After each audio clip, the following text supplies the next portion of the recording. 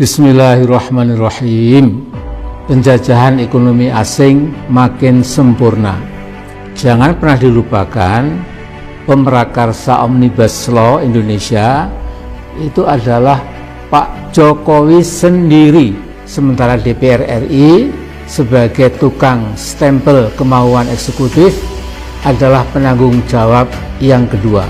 Lagu miris Omnibus Law itu dinyanyikan Pak Jokowi sendiri ketika pelantikannya pada 20 Oktober tahun 2019 yang lalu, setahun yang lalu. Di beberapa negara yang pernah menerapkan Omnibus Law itu, masyarakat di negara-negara itu menjulukinya sebagai Big Ugly Law, undang-undang dengan kejahatan besar. Umumnya negara-negara tersebut walaupun resminya masih memegang demokrasi, tetapi oleh banyak pengamat dan sebagian politisi, Omnibus Law atau Big Ugly Law itu sebagai praktek otoriterisme. Inilah yang terjadi di Indonesia, tetapi skalanya paling besar dibandingkan dengan negara-negara yang pernah mempraktekkan Omnibus Law itu.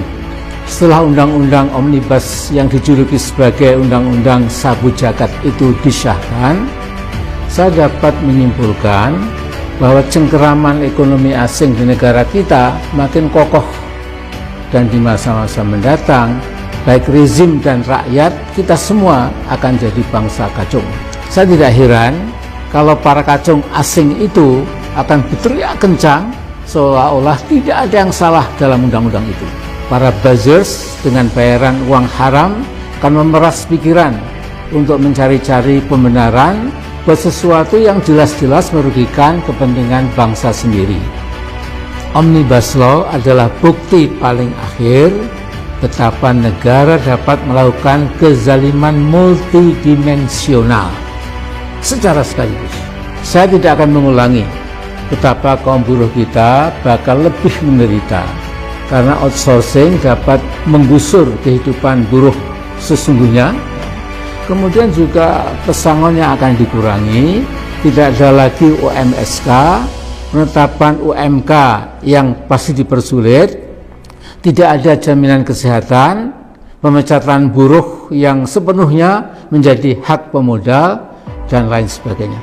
Saya akan mengangkat satu masalah yang tidak kalah penting, yaitu akan terjadi freeportisasi di semua bidang.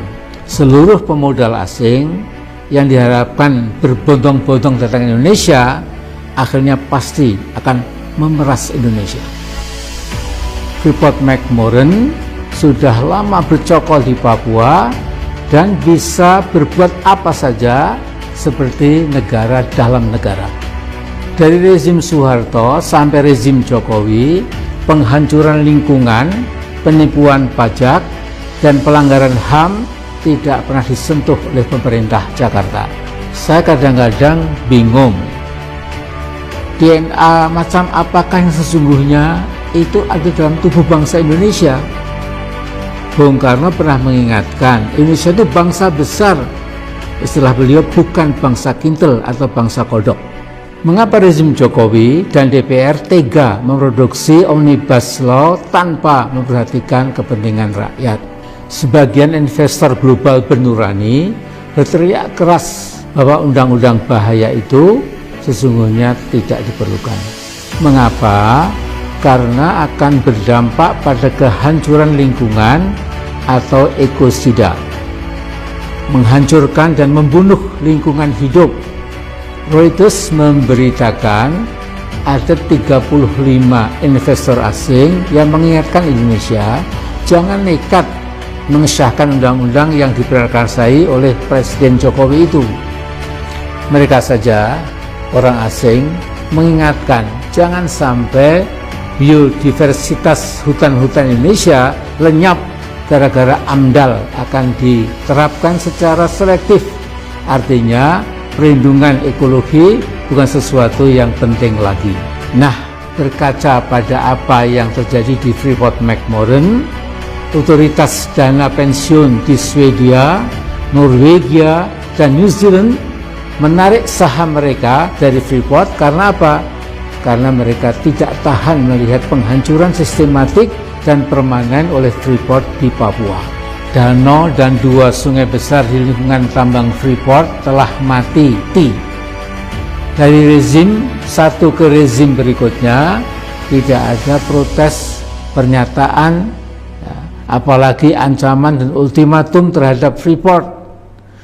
The ecological destruction goes on and on and on. Di dalam literatur politik ada istilah deaf, dumb, and blind government. Pemerintah yang tuli, bisu, dan buta. Saya berharap rezim Jokowi jangan sampai seperti yang disindir Al-Quran, yaitu menjadi seburuk-buruk makhluk yang melata di atas muka bumi ini. Mengapa mereka tuli dan buta terhadap kebenaran? Bahkan mereka berani menantang dan melawan kebenaran. Ini ada di Al-Anfal ayat 22. Pak Jokowi, cabut segera undang-undang yang berbahaya itu. Karena Anda adalah pemrakarsa utama dan pertamanya.